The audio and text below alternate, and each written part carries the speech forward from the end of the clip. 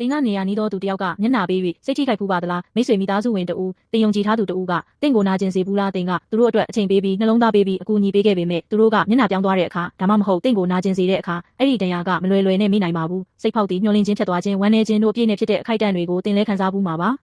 မတဲဩဝါ26ဦးမှာရရှုခရစ်တော်သည်တန်တရားနှင့်နာကျင်မှုကိုကြော်ဖြတ်ခဲ့ကြောင်းတွေ့နိုင်ပါတယ်။သူမည်သူများနှင့်အတူလက်သေးမနီပန်းချံတွင်ဆူတောင်းနေစဉ်မှာသူ၏အနီးဆုံးအတန်းသားဖြစ်တဲ့ဂျူဒားစာမှပြစ်မှုကိုခံရပါတယ်။ဂျူဒားစာသည်ရရှုကိုချစ်ပြီးလိုက်နာသူဖြစ်ခဲ့ပေမဲ့အကြွေးကြောင်းနဲ့ဆူတောင်းချက်တွေလုပ်ပြီးသူ့ကိုရောင်းဖို့ဆုံးဖြတ်လိုက်သည်။အံ့ဩဖွယ်ကောင်းတာကတော့ယရှုကဂျူဒားကဖြစ်မယ်ဆိုတာကြိုသိထားပြီးပါပြီ။ဂျူဒားကကိုပြန်လာဖို့အခွင့်အလမ်းအများကြီးပေးခဲ့ပေမဲ့သူကမပြောင်းမလဲခဲ့ပါဘူး။ဒါဆိုရင်ယရှုကဘာလို့ဒီလိုနာကျင်မှုခံရတာလဲအကြောင်းကတော့ကျုပ်တို့အတွက်ပဲဖြစ်ပါတယ်။ယရှုသည်ကျွန်ုပ်တို့၏နာကျင်မှုတန်တရားနှလုံးသားဒဏ်ရာများကိုမိမိကိုယ်တိုင်လက်ခံယူခဲ့ပါသည်အနည်းဆုံးသူတဦးကပြစ်သောနာကျင်မှုကိုသိရှိခဲ့ပြီးထိုနာကျင်မှုမှတစ်ဆင့်ကျွန်ုပ်တို့ကိုပြန်လည်ကောင်းမွန်စေခြင်းသောကြောင့်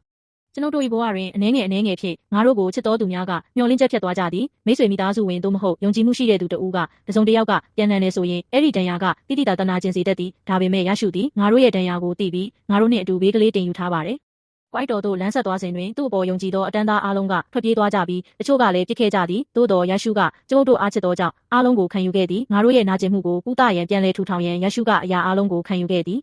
တင်ဒီယုံကြည်မှုရှိသောသူတဦးမှပြစ်ခံရခြင်းကြောင့်နာကျင်မှုအတွင်းမှာလားတင်အားယုံကြည်မှုဆွဲနေသူကတင်လိုအပ်သောအချိန်မှာပင်ထွက်သွားသလား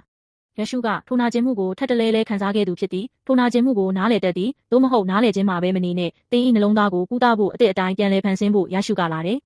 လူသားကပြောင်းလဲနိုင်တယ်မျှော်လင့်ချက်ဖြစ်နိုင်တယ်ဒါပေမဲ့ယရှုကစိတ်မလှုပ်ရှားပဲအဆုံးထိတင်နဲ့အတူရှိနေတယ်တင်သူ့ကိုနှလုံးဖွင့်ပေးပါကတင်ဤနာကျင်မှုအတွင်းသို့ဝင်ရောက်ပြီးငြိမ်းချမ်းမှုကုသမှုနဲ့အစ်တဖန်စပြုခြင်းကိုပေးလိမ့်မည်